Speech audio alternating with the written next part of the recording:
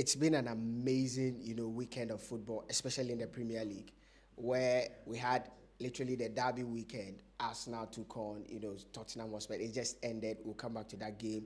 But on Saturday, United took on City in a game that most people said, okay, it's yes, United are on an amazing run of form, but they've not been tested yet. This is more or less the test that United need to see if okay they are there yet. And for me, they passed with flying colors. Liverpool as well, faltered at Brighton. There's a lot to talk about, but let's go back and start from Saturday. The Manchester Derby. When we did the preview, because of United's form, I couldn't stick my neck out to predict. But let's look at the game. No, before, I think there's so much to talk about. Let's start from Ten Hag. What has Ten Hag done so much to change the fortunes of United? Because honestly speaking, let me run by you some stats. If you look at the season gone by, United were losing possession at a rate of 1.15. In the last 20 games United have played, they've dropped in the rate. They're actually losing possession just 0.13. United have increased in terms of chance creation. United have increased in terms of the defensive shape. I was checking some stats that were put out there. And everything about Manchester United has improved. What has Ten Hag done to get it right? Well, for most of you guys who are watching us live, I mean, I spoke in a very premiere episode that this was going to be a miracle worker. And true to my words, I mean, the guy is a miracle worker.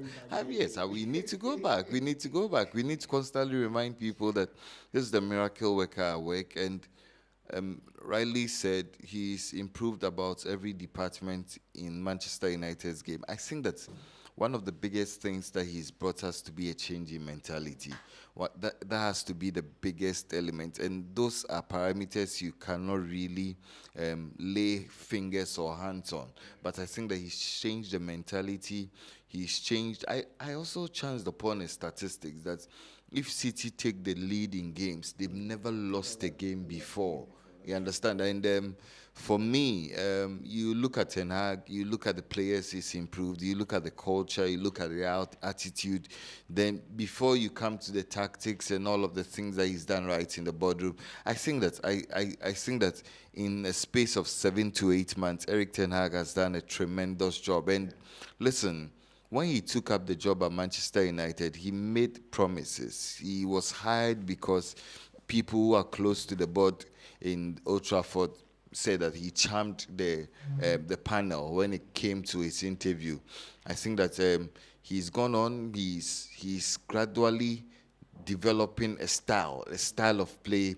He's also been able to bring on board a winning mentality, and more importantly, I think that he's developing the youth.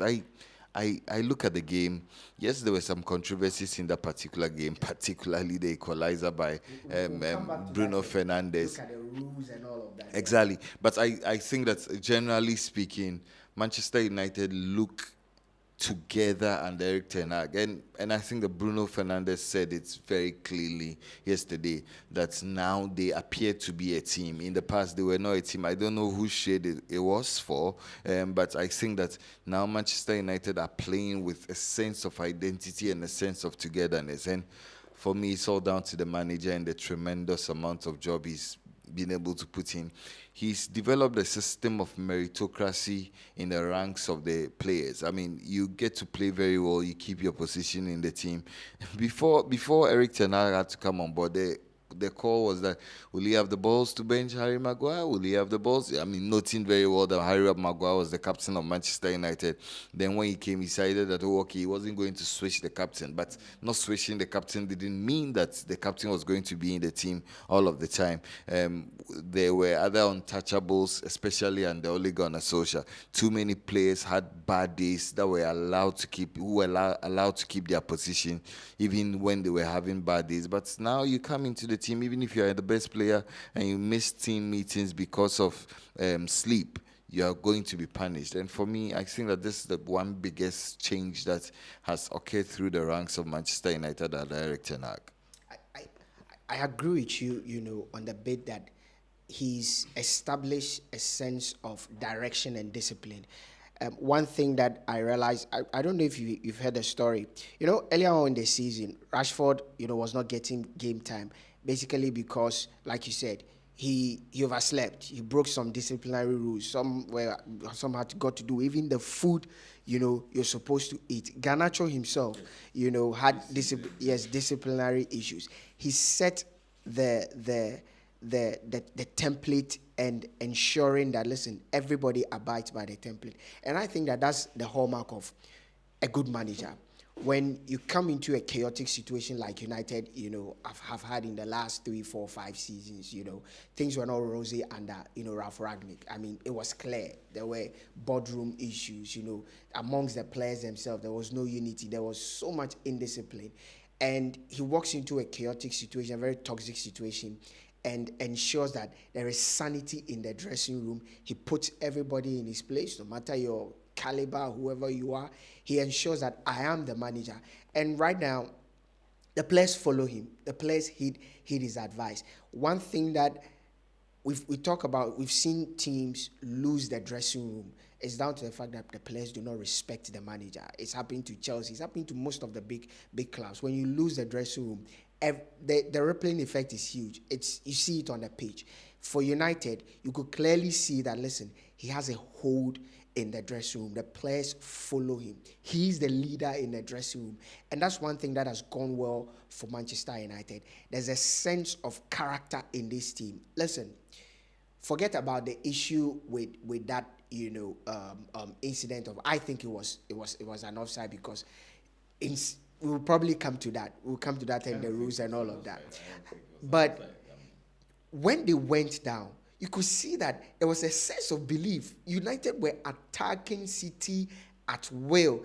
And you see, under normal circumstances, when United scored, they'll probably have relaxed, let's settle. A draw will suffice. But no, they were very relentant. They attacked them, in a relentless manner in the space of 5 minutes. 3 minutes after they equalized, they had the second goal. Then they controlled the game. City, there was no way City, were getting back into that game. And that is the hallmark of a team that has character and soul right now. That is what is going on for United. And so we said in our preview that, yes, the teams that United were playing were not, in a way, top-class A-list teams. But you could see something that runs through United in their play, their character. They want to win. And it's not that they want to win. They want to play and win. And it was evident on Saturday. And for me, it's all down to the manager. Credit to the manager.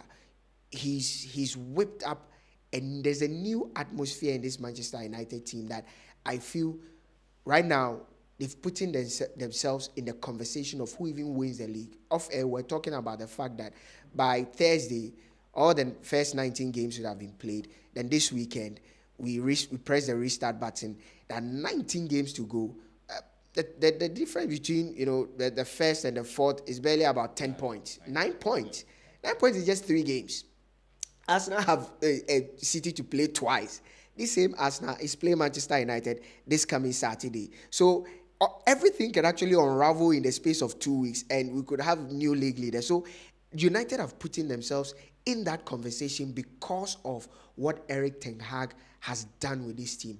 And I love the fact that the players have responded very well. Bruno Fernandes, up until his scoring that goal, he has not scored in over 18 games. He was struggling. But somebody like Marcus Rashford, that the confidence with which he's playing now, the belief in himself. Look at somebody like, Luke Shaw, Malacia, Fred. There's everything about Manchester United is going on well for you. And that's one thing that, is beautiful when you are winning. But United is not just winning. They are winning with character. So for me, I'm very excited. Now, you've spoken probably a lot about Manchester United. Let's look at City. I listened to Ike Gundogan in an interview after their loss to Southampton, where he talks about the fact that there's a sense of complacency in City's play. Then, like we always say, they have this mindset that they seem to be self-actualizing. And Pep Guardiola had subtly admitted that in his interview. Do you think they are complacent? They have self-actualized, and so some of the players are demotivated to give their best, or you just think that because City have not been playing well in the last 4 or 5 games? Yes, they got a win against Chelsea, but that Chelsea side is not a good side. That game against Southampton was one of the worst games I've seen City play. They lost possession to Southampton more times than City have done in the last 2 seasons to any team. So uncharacteristic of City. Where do you think the problem is? Well, I think the problem, you outlined some of them in your earlier submission. I think one of the biggest problems for City, for me, I think that the players are more focused on winning the Champions League. And I'm glad you said in the post-match interview of Pep Guardiola, he admitted that, oh, okay, they've won the Premier League a couple of times. That means they don't need to worry their head. But you see, therein lies the caveat. If you want to go to the Champions League and you need to carry some form domestically and momentum into the Champions League. And I think that this is probably a bit diversionary, but when you put the City team in the conversation about who the greatest manager has ever been in the EPL, you appreciate the level of work that Ferguson had to do, that his team had to win the league 3 times, twice. He had to do a treble 3 times on the trot, twice. So you look at this City team, they have been a team that has conquered broken records, set new records, I mean, most points, most goals. But I think at this point, there are some key elements in this team that need a bit more motivation. I've not seen Kevin De Bruyne play this bad for a long time. Even Phil Foden, he looks out of sorts. I think that Haaland, we've always known his limitation. Once you cut off the supplies from the midfield and the balls are not getting to his feet, he's almost rendered a bit useless. And you look at City, I think that they need a spark somewhere. I actually don't know where that spark is going to come from, but I think they need a spark somewhere. But I mean, quickly about Manchester United and Eric Ten Hag. For me, it's about the arrogance. It's about the arrogance. I speak of the arrogance because, listen, this is a team City, and you decide to play Luke Shaw as a centre-back. I mean, there's Sandro Martinez on the bench, yes. I mean, but you decide to go that, listen, in the last 4-5 games, Luke Shaw has partnered Varane as a centre-back, and he's done very well. He does not want to break that fluid combination. So he decides to go into arguably the biggest game. And listen, when you want to flash back and go to the first game, when United were humbled, I mean, they were annihilated at the Etihad. You look at the characteristics of that team, and you'd want to fast forward 6-7 months down the line. Look at the. I think that United are playing with a bit of swag now. Maybe it's too early for them to talk about the title. Yes, I agree, everything could happen, but I think that certainly they look at a team reborn. They look a team on the right path. And like Ten Hag said, I mean, maybe errors are always built to be broken. And I think that if there's any man who could challenge those errors being broken, if there are 2 men, I'll probably put in Arteta and Eric Ten Hag as the two men who finally broke the dominance. I say reservedly because I don't think Liverpool have been in the picture. They've been in the picture because, I mean, they've been second a couple of times. They've been second a couple of times. But I think that if you are going to have 2 men who are going to break that stranglehold of Pep Guardiola on this EPL and his dominance of the EPL, I think that it could be Eric Ten Hag and Mikel Arteta. Okay, so guys, we are live, and we need you to share the link if you're watching us and you've not subscribed. Make sure you subscribe. We are live as well, so share the link across all the platforms on Facebook, on WhatsApp. Share it with your friends. We have some few comments here. So Gregory says United will still finish 4th. Okay, we'll see about that. Joshua Esen says Arsenal won't win the league. People have been saying this from the start. Oh, Arsenal will just be there. They would, but they are still there. Listen, they are showing a lot of. We'll come to that Arsenal Spurs game. So, if I don't want to get the name wrong, is it Miss Sunek just donated. Thank you very much. Gave us a special sticker. We thank you so much. PHA says that ATA can win the league for Manchester United. Keep your comments coming, and we'll make sure to read them. And we need the super stickers. Just send us your super stickers as well. And thank you for those who have shown us love. We are live, and we are doing a full review of the weekend action games in the Premier League. So I think we've exhausted the Manchester Derby and Manchester United, Manchester City issue. Yeah, for me, this is my take. I feel that there's a lot of inconsistency in the Premier League. The rules are there, all right, but it looks like almost every referee has his interpretation of the rule. I'm saying this because you remember the Wolves game, Wolves Liverpool. Liverpool actually scored a goal. There was a goal, I think the equalizer, where I think Mo Salah, as of the time the cross came, Mo Salah was offside. But at the time, one of Liverpool players touched the ball. He was onside. The goal came, they allowed it. Likewise, in that 88 minute, the Wolves player, the guy who scored the goal, the one who literally, according to the law, was interfering with play, he didn't even touch the ball. He just stood there in a way, let the ball pass, but per the rules, they said he was interfering with play. How different is this from what happened in that United City game? Because I feel, honestly, if as a defender, defenders defend a high line. He knew that Rashford was offside. So in a way, it would have been easier if he knew very well that Rashford would not pick the ball. He would have been easier for him to backtrack. And if he knew very well that the ball that would be left for Bruno Fernandes, Akanji would have prevented Bruno Fernandes from running through.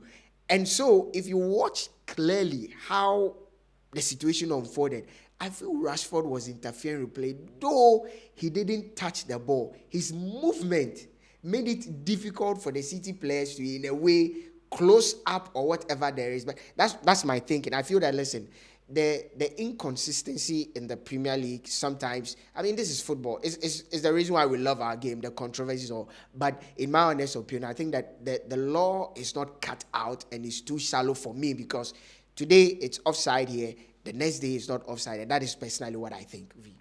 Well, I think that the rules are clear. The rules are clear. The rules are. But if it works for you, fine. If it went against Wolves. No, beginning of season, they had to alter the rule, the offside rule a bit, and the rule is explicit that, one, if there are two players from the same team who are chasing a particular ball, and if one of them happens to be in the offside position, and his movement and play does not impact on the other opposition defender. So hearing, the rules is simple. The point is that when Rashford was played through by Casemiro, Rashford was offside. Two parameters. Yes. First of all, you do not need to touch the ball. Yes. So Rashford did not touch the ball. Yes. Secondly, did his movement or did his run interfere with any of the decisions, any of the play? No. It did. Even if Rashford wasn't there, Akanji wouldn't have gotten to the ball. No. Akanji would, because that ball was just shielded by Rashford. But there was no, unless there's an inexplicable rule in quantum physics that would have probably made Akanji run a bit faster. Guys, you see, Kofi is saying that it was just shielded by Rashford. No, but that is he interfering with play. His movement, I feel that, listen, if you watch Rashford's movement, he was on the cusp of hitting the ball. Then it looks like, I didn't see any fall, but it looks like Bruno Fernandes communicated with leave the ball because he was in a better. So clearly, it's not about whether he touches the ball. Like you said, it's not about whether he touches the ball or not. His movement interfered with the entire play. Even if Rashford had paused, the City boys wouldn't have gotten to the ball. No, because the ball from Casemiro goes straight to Bruno Fernandes. Eventually. No. Yes. That's how you know. Rashford didn't touch the ball. The ball from Casemiro got to Bruno Fernandes in the long run. And that's what's happened.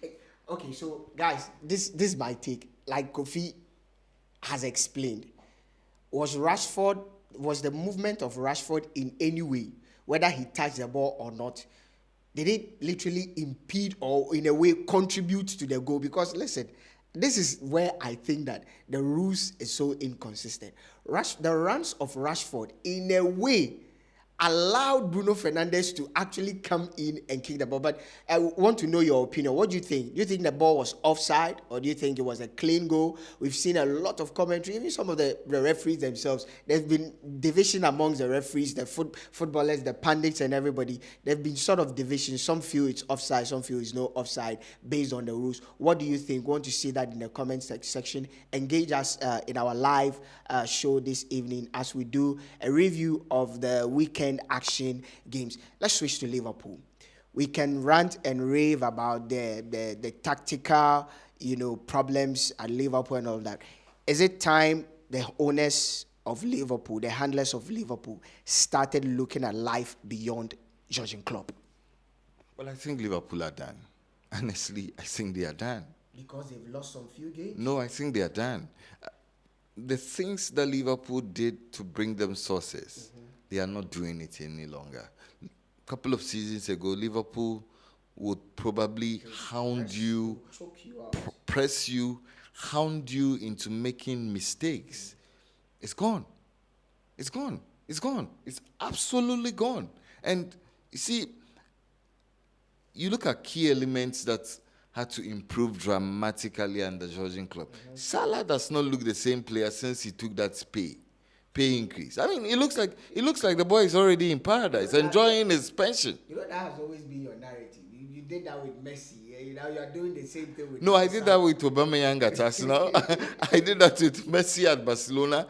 I am doing that with Salah. Salah does not look the same player again. For me, I look at this Liverpool team.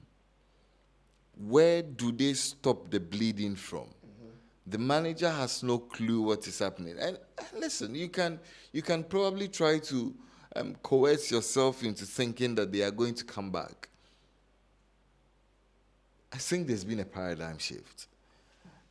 And we've spoken.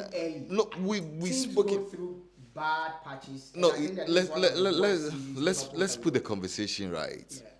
Klopp for all the time. October he'll be 8 years at Liverpool. Yeah, that's a lot. He's won the league once. COVID.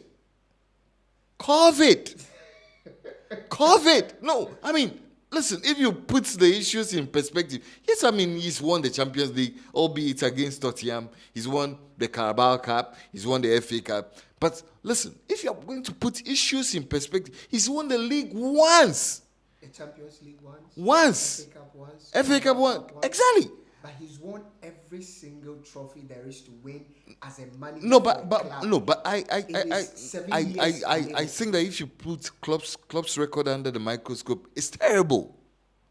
Because 8 years, 1 league trophy, COVID.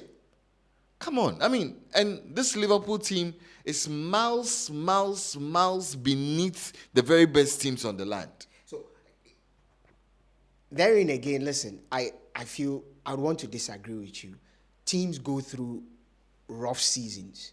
This is one of Liverpool's most inconsistent seasons you can ever, I think, in Klopp's reign.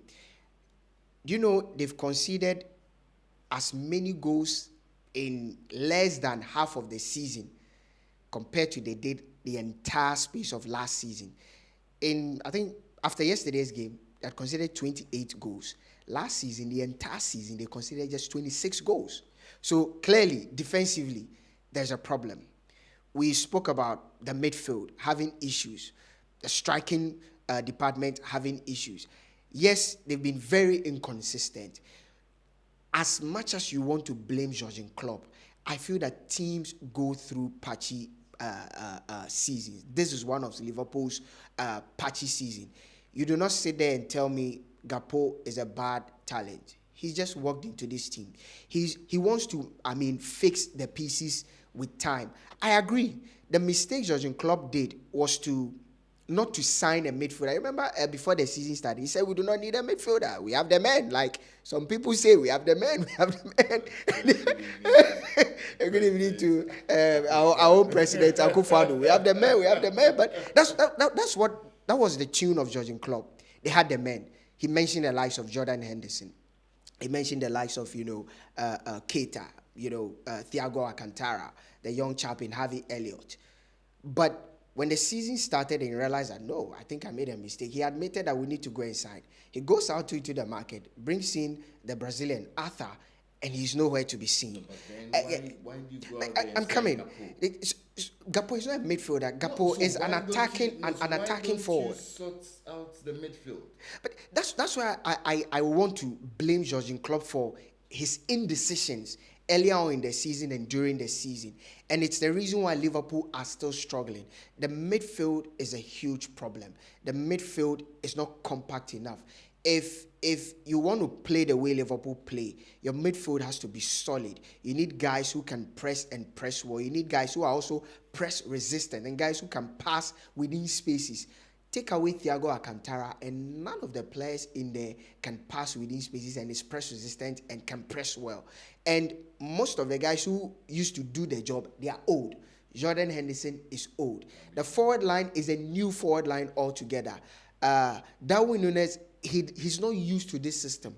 We want to cut him some slack because this is first season. So I feel that the problem with Liverpool is about the indecision of Jurgen Klopp, not that his time at Liverpool has come to an end. I feel that, listen, he's about one of the best managers there is out there, and Liverpool should give him time. I do not know what our viewers think, but I'm seeing some comments here, Govi. You need to see this. So some people still believe that.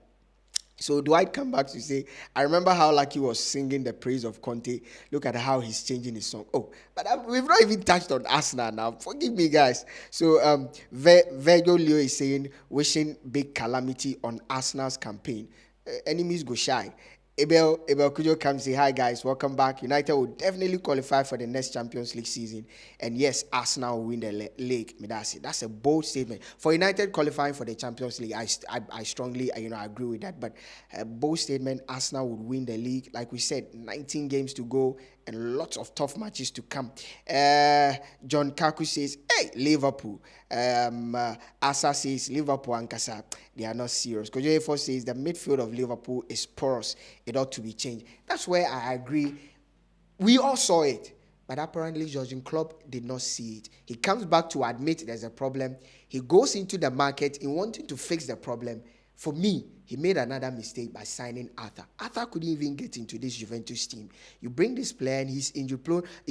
He's not even playing for Liverpool. Nobody knows where he is now. So you believe Klopp should go. I think that, listen, let's give him, he has earned the right to fix the problem as Liverpool. Yes, Kofi may go into the numbers and fuse 8 years, single digit. One league trophy, one Carling Cup, one FA Cup, one Champions League. Yes, some may say it's not a good, because of the money, it's not a good, return for the investment Liverpool has made into this team. But I think that he has earned the respect of this Liverpool dressing room and the respect of the Liverpool hierarchy. He deserves the chance to fix the problem. They should give him one more season. Because if you let him go, who are you going to bring? I disagree. You can fall off. You can have a pathetic season. That's what they're having. No, but what's the position of Liverpool? 10th. No, Chelsea. I don't want to talk about Chelsea or Liverpool. You can't use that word. El Sakiko. But Liverpool are so far off. Yes, we agree that teams go through patchy moments, but even you don't get bad overnight. That's what I think they are falling too far off. They're falling too far off. This is Liverpool. This is Brighton. You saw the performance yesterday. It was a total outcome. I think that Brighton Brighton were a bit diplomatic with the scoreline. Klopp actually admitted that this is about the worst game his team has played in a long while. And listen, Liverpool have been playing this way for a long time. For a long time. I mean, for me, I agree with you. I mean, managers have their patchy moments. I mean, we also say Alex Ferguson. We've seen Pep Guardiola come to the league, go through patchy moment, but you don't fall to 8th, 9th, 10th. No, that's out of you. Well, I think Klopp is done. I believe in that case. The 7th season case. I believe in that. We did a show on that. Yes, we did a show on that. I believe in that case. I think that I look at him, I look at his body language, I look at the players he's signing. I think they shouldn't have gotten Darwin Núñez. Gakpo was a waste of everybody's time. Don't get him. Get a quality midfielder out there. FC. Which one? I'm sure I think that we need to walk on the streets of London. I mean, if Chelsea sees us in any jersey, they will sign us anytime soon. Anyway, guys, do you think, I mean, it's time Liverpool, cut their losses? Jurgen Klopp, you've done so well for us. I mean, okay, at the end of the season, let's come to a mutual agreement. We let you go. They try to rebuild again because some of the players are old. They are fading out. They've brought in a couple of new players like Gakpo, Núñez. Even Conte is a new, young player coming up. There are a few, Harvey Elliott and all of that. I think that together with the old guards there, Trent Alexander, he's an old guard in terms of the time he spent with the team. Alexander Robertson, what's his name? Alisson. These guys, they can form the fulcrum of the team, integrate with the new chap, and let's see where they go from there. But what do you think? Do you think Jurgen Klopp should, they should come to a mutual agreement and let him go? From one manager to another manager. I have a whole monologue on Antonio Conte. And I mean, somebody attacked me by saying that, I was ranting. Conte is a good manager. This is my take. He's a good manager, but he's stuck in his old ways. I watch this Spurs team, and I feel there is enough quality. I'm not saying they have excellent players. There's enough quality for Spurs not to be playing this bad. This is what I think. I think it's more of a tactical problem than a technical problem in terms of being with the personnel. It's with the tactics he deploys. Why would you have, a Sigurdsson, who is not a natural left back, but because of the system you play, you deploy him in a wing back formation, where he struggles. You saw the way Saka literally dealt with him with ease, because that is not his natural position. You have a creative midfielder in Kulusevski, but because you decide to again play the wing back formation, he has to drop deep in midfield. He loses that creative ability in him, and he cannot defend to save his life. At some point, you will see Kane come all the way into defense to be doing defensive duties, try and pick out a pass. He should be at the end of those passes. But because of how Conte has set his team up, it's taken a lot from this Spurs team, and we are not seeing the development of this Spurs team. Conte is almost spending 2 seasons at Spurs, yet there's very little impact and development you've seen on these players. When a coach comes in, we are talking about Ten Hag and the high, levels of improvement we are seeing in United as a team. Bruno Fernandes admitted it. They are now a team. We've seen City under Pep Guardiola. I think you always say this. Take this player out, one person comes in, and the system still functions. Even at the early days of Liverpool. But this club team in 2 seasons, this Conte team in 2 seasons, is still not a team yet. Today it's Richarlison, the next day is this. I feel, it's more systemic in terms of its tactics, and it's crippling this team gradually. Harry Kane is losing it. Song is losing it. Richarlison is losing it. I do not understand. You have 3 great attackers, Richarlison, Kane, Song. Why don't you deploy a 4-3-3 when they are in possession? When there's Lucas Moura. Yes, he's injured and all that, but there's Lucas Moura. I feel that the system that will best suit this Spurs team is a 4-3-3 in possession and a 4-2-3-1 when they lose possession. So that leave Kane out there or leave Richarlison out there. Let Kane come in deep or Song come in deep. Create a back 3 of Kulusevski, Song, and Kane with two defensive midfielders in the guy who they just brought back from loan, Sa, and Bissouma. These guys can form two solid defensive partnership. Have whoever you want to deploy as a back four, and you are good to go. So it's a blend of both attack and defense. But we are not seeing that. Look at the disgrace. I mean, we did a preview and we said that this game will be a game if Spurs makes it a game, and they didn't, Kofi. Well, I think that we are wasting a bit of time talking about Conte. I'm very disappointed. I'm one of the advocates of Conte. Conte is a fraud. Conte is a fraud. There's no way I cannot say it beyond what I'm saying. I think it's a fraud. I'm happy as a Manchester United fan we swerved that bullet. I am excited that we had to swerve that bullet, but I think that Conte is a fraud. I think that Daniel Levy needs to cut his losses, go part ways with Conte. He comes with too much bargain, and for me, if he's not delivering, cut ways with him. There are so many young managers who would find the Spurs team a lot more attractive. I dare say that Pochettino coaching this team would have done wonders with them. I think Spurs have enough quality to be. Michel is still unemployed. Can they afford him? That's the point. Conte is one of the highly paid. But for me, let Conte go. He's not going anywhere with this team. Arsenal. Wow. Your Arsenal. Wow. Arteta. I still think Arsenal will not win the league, but I think this for Arsenal has really, really surprised me. That Arsenal will not win the league. Well, I am. I still think 8 points. That's the best football. They are take away Manchester United right now. Arsenal plays the best football in the league. Well, I think that they have key players rising to the occasion. Odegaard. You cannot. He's been solid all throughout the season.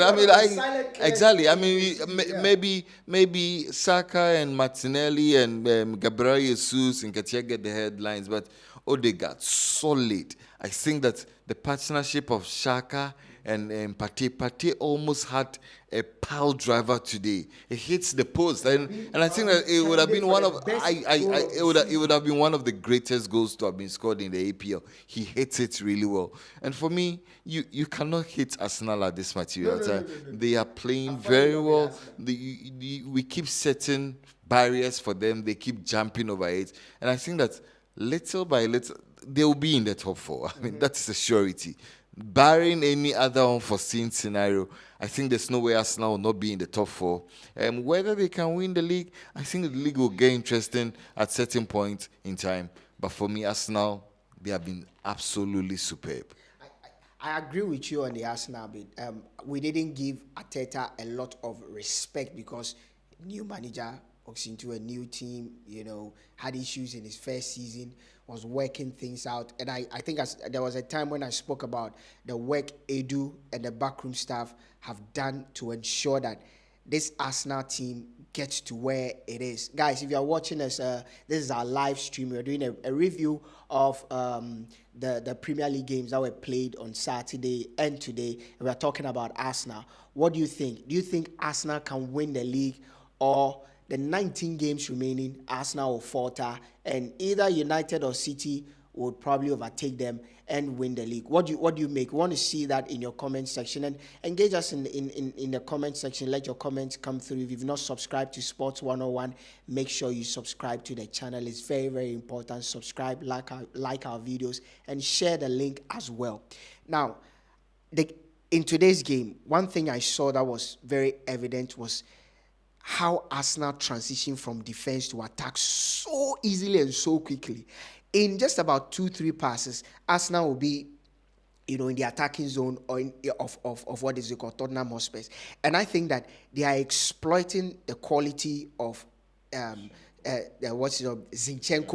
the guy's name you mentioned, Odegaard and Bukayo Saka. These three guys are making the team look great. Let's not forget the defensive partnership of Granit Xhaka and Thomas Partey. Arsenal plays with some panache, a beauty. They make football. They literally remind you of the early days or the strong days of Arsene Wenger. Their passing, the fluidity in their passing, so excellent. You cannot hate Arsenal at this moment. Like I said, for the Arsenal fans there, I am your shadow fan. I'm hoping that somebody just whispered and said that Sunday Arsenal are taking on United. It's a big game, very very big game. Would that game be would that game test Arsenal's title credentials? Well, I think it will. I think it will. Well, I think it will. I think that you get to pair the two best teams on the land currently. Um, if they're able to go beyond United, we need to start giving a lot of credence to Arsenal. I think that if they go I'll beyond, say on record, if Arsenal beat United, Arsenal will take the league. yes, If Arsenal beat United, Arsenal will take the league. I think that it could be a huge statement if they are able to get Yeah. all 3 points against Manchester United. That could be a huge statement. And for me, like I said, you cannot hate Arsenal. I think they're playing so well. You see the way They are Arsenal has humbled you. No, they've not humbled me, but I think that sometimes you need to acknowledge when something is good. I think that Arsenal are in a good spot at this material time. Whether they can sustain it to the end, I think that they'll be in the top four.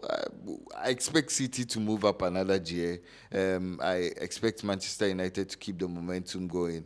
There will be surprises, like there's always been in the EPL, and I think that this far, Arsenal have been superb. This far, Arsenal has been superb. That's according to Kofi. You know, when he came to Arsenal, but you see the way he's in a somber, light mood because of how he hounded Arteta. You guys know, before the season started, he cannot speak and praise Arteta. Karma has caught up with him. But let's spare a word on Chelsea. They narrowly beat Crystal Palace. They've hijacked another player in Modric, the 22-year-old player at Shakhtar Donetsk, one of the budding young talents out there in Europe. We've seen a lot of new signings coming this January. I looked at the transfer business of Chelsea this season. They are entering the mark of around £400 million. That's insane. They've brought in Fofana from the Norwegian league. They've signed a couple of players. They brought in João Felix. They've just signed Modric. My thinking is, why are you signing all these players in January? I feel that wait, assess the team from now till the season ends. Press the reset button in summer. Get in the players that you want to get in. Know where the issues are. Players that you feel you want to let them go. Let them go. Instead of signing, Chelsea have signed. This is about the most signing I've seen a team do in a long while. More than 5 players who are not less than, I've forgotten this Brazilian. There's Santos. Yes, Chelsea have signed more than 5 players who are not less than 20 million euros, 20 million pounds in just January. Today, they did one over Crystal Palace. Do you think these signings are necessary at this material moment? Well, let me say this. I think Chelsea are repeating the Manchester United problem of old. When you go through a crisis like Chelsea are going through, and let's not kid around with words. Chelsea are in a crisis.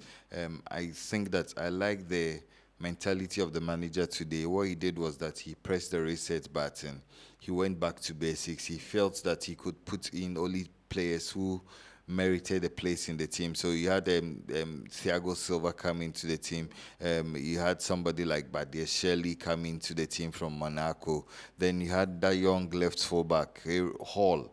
I think he was absolutely superb. Then he played the likes of the Gallagher and all of those Kai Havertz and all of those other people. I think that what Chelsea are doing could be a bit criminal, and it could come back to haunt them in the future. Yes, I mean, I agree. We're talking about the fact that why are you signing all these players and giving them 8.5 years contract and all of that? I mean, that's it could potentially be a huge albatross around their necks. I mean, all I'm saying is that, listen, all of these players on injury, when they do come back from injury, and you have all of these exactly, Sterling will come back. You have Conte will come back. You have this other young midfielder who potentially could come back. Rhys James, a right fullback. If all of these players do come back, point is simple. you create a lot of imbalance in the team because everybody will feel obliged to play. You create a lot of potential anarchy in the team. You don't sign a player for 60 million And pounds expect him to be happy on the bench. No, you don't expect him to be happy on the bench. So I think that I honestly do not know the model my man is trying to run, but this is not American sports. This is Western soccer. This is English football. I think that the man needs to come to terms with reality. They're signing way too many players. I don't know. I I think it's the manager, the owner of the team, gallivanting across the universe. I mean, any team that's a particular dossier on a player, he hijacks the dossier, goes through the dossier. If he thinks that the indicators are good, hijack it as soon as practicable. But Chelsea need to press the reset button, take stock of where they are, accept the reality, and then plan properly in the summer. That's what I think they ought to do. So, Chelsea fans, do you think that the signings are necessary, are needed, or you share in my opinion? I feel that they should accept that, listen, this season is over. We are not qualifying for the Europa League. We are not qualifying for the Champions League. We are not winning any trophy because even in the Champions League, it doesn't look, trust me, this form will not win them the Champions League. At some point, they are playing AC Milan next month. But even if they scale through the Milan hurdle, whoever they meet up in either the semi-finals or quarter-finals would eliminate Chelsea. I do not think they will win a Champions League. Where do you stand in relation to Chelsea's business? They are not playing well. But ironically, this was a Potter, when he came in, first 9 games, he went unbeaten. Well, that's football for you. Do you think the signings are needed? I feel it's not necessary. Maybe some may argue too that, listen, if the talents are there, scoop them up early. If you wait till summer, another team will probably come up with a big bid and scoop them up, and you may lose up on, a potentially good talent. So maybe in that light, that's why they are signing all these players, because the young child they signed from the Norwegian league is arguably one of the best, strikers out there in Europe. So, scoop them up early. Scoop Modric up early. Arsenal delayed in his signing. And we spoke about Arsenal. If something is going to derail Arsenal's season, it's going to be the squad, the depth in the squad, because if Arsenal puts out their first 11, that's about the best they have. Whoever comes from the bench is not quality. If Zinchenko is out, who comes in? If Odegaard is out, who comes in? I feel they wanted to sign Modric to be more or less like the Odegaard type, because that's how he plays. He could play on the wings. He could play through the middle. He's a proper number 10. He's a creator. He scores a lot of goals as well. But they lost out on Odegaard. But as always, more importantly, subscribe. It's very important. Those watching us, if you have not subscribed to our channel, make sure you hit the subscribe button. It doesn't take you much. It doesn't cost, right? No, it doesn't cost. Just hit the subscribe button and like the channel as well. Like our videos. Yes, there are a lot of people are watching, but you are not liking. So as you watch, like us. So we want to see the likes, tally with the viewers who are online. So like our videos as well. When we are done with this show, go back. We have playthrough of videos that are there. Make sure you watch them as well. We need your comments to come through. I'll sign out with the comments that you are sharing with us. We've asked the question, the Liverpool fans, do you think it's time Jurgen Klopp packs his tools and leave the club? They should come to a mutual agreement. Massa, why you be here? If you've done your bit, it's okay. Let's bring in somebody. Or you think that, listen, he's earned the right to fix this team. Let's come to Chelsea. The signings, are they needed? Is it a necessary evil, or is it just a waste of money? Because like I said, Chelsea have put up in excess of close to almost around 350 million euros. Just in the season is not even over yet. Manchester United, guys, you guys are happy. Do you think the team is now set to compete for major laurels? They are in the semi-finals of the Carabao Cup. They are still in the FA Cup. They are still in the hunt for the league. So for the 3 major titles domestically, United are in the hunt. Even the Europa League, they come up against Barcelona. It will be a crunch game. I can't wait for that game. United are on form. Barca similarly are on form domestically. But if you look at the strength of the La Liga compared to that to Europe, it's totally different. Barca are actually playing Real Madrid right now, and let's see what happens in the El Clasico. But guys, before I sign out, let me see if I have some comments here. We thank everybody who's joined us to watch the show tonight.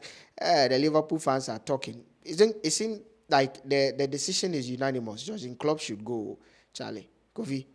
They believe in your narrative. Jurgen Klopp should go. So, guys, I think that we need to sign out. Before we go, Napoli did one on Juventus over the weekend on Friday. Napoli, are they winning the league? Well, I think they will win the league. I think Spalletti has done an amazing job with this Napoli team. The thing with Napoli is that they've been able to operate a transfer policy that makes them get some of the best players relatively on the cheap, and then they're able to sell. They are operating more like Ajax in an advanced manner. I think that they have been very smart. Yes, they've been very smart with their transfer policy. Look at allowing Koulibaly to go for that match, letting that Korean boy come in. He settled very well. I look at Napoli. I think that not so many teams can be able to live with them in Europe. In Europe, I mean, in fact, for my prediction in the coming weeks regards the Champions League, I think that this year we'll see an underdog win the Champions League. I predict one of the teams from Portugal. I don't know, but I have this funny feeling. One of the teams from Portugal, either Porto, Sporting Lisbon, Benfica, one of them. Is it in 2004? Exactly, one of them. Porto, exactly. And there was Mourinho over Monaco. I think that one of them would probably get that edge. But I look at Napoli, what they did to Juventus. Juventus have not conceded a goal in their previous 8 games. In the running, and they've been on form. Albeit false form, you understand? I think that I think that from the United form. I know. I mean, when you come up against a major challenge in City and you're able to scale that hurdle, I don't think that should be. Juventus were brought back to reality. It was a humbling experience. Okay, guys. So give Klopp the support. This is according to Kojo. For let's Charlie, he needs to fix the team. Kojo says Klopp should be given the support to fix the team. Pius says that Klopp is sometimes petulant and stubborn. He should humble himself and do the right thing. PHA's come back to say Liverpool is a joke now. I don't think it's a joke. It's one of those things in football. Listen, if you follow the game for a while, teams go through worse moments. I don't think what Liverpool is going through is so worse. But for the Spanish guys and the El Clasico guys, Barcelona are leading by a goal to nil. They are up by a goal to nil. So good news for the Barca fans out there. But guys, we love you so much. Thank you for joining us for our live stream. Wow. Time is far gone. But we thank you so much for joining us for our live stream. This weekend is packed, and as always, Sports 101, we have you covered. Thursday, City played the outstanding game against Tottenham Hotspur. Another crucial game. City cannot afford to drop points, not even draw that game. Spurs, likewise, they can't afford to drop out of the top 4 race. Then on Saturday, I can't use the word that people use. They call it a what? It's a battle of the two teams. Well, okay, yeah, I can use that word. 2 rubbish teams, as they say. It's a battle of 2 rubbish teams. Chelsea will travel all the way to Anfield to take on Liverpool. Saturday, early kick of 12:30. Then on Sunday, Manchester United. The 2 informed teams. Manchester United travel all the way to London to battle the league leaders, Arsenal. Sport 101 has you covered. Expect succinct analysis, expect all the stats, everything you need to know about this game. Post the game as well, we'll have you covered. Thank you for joining us for our live shoot today. It's important, subscribe to our channel, make sure you subscribe to Sport 101. If this is your first time watching us, my name is Lucky Soglo. He's Kofi Asiedu. I did it together with him. The other guys are, today behind the scenes working to ensure that we get things done. But Sports 101 is a channel for you on YouTube. Tell your friends about it. Make sure they subscribe as well. Thank you for joining us, and we'll see you in the course of the week. Expect us to bring you quality content. Kofi, do you have a message for our listeners?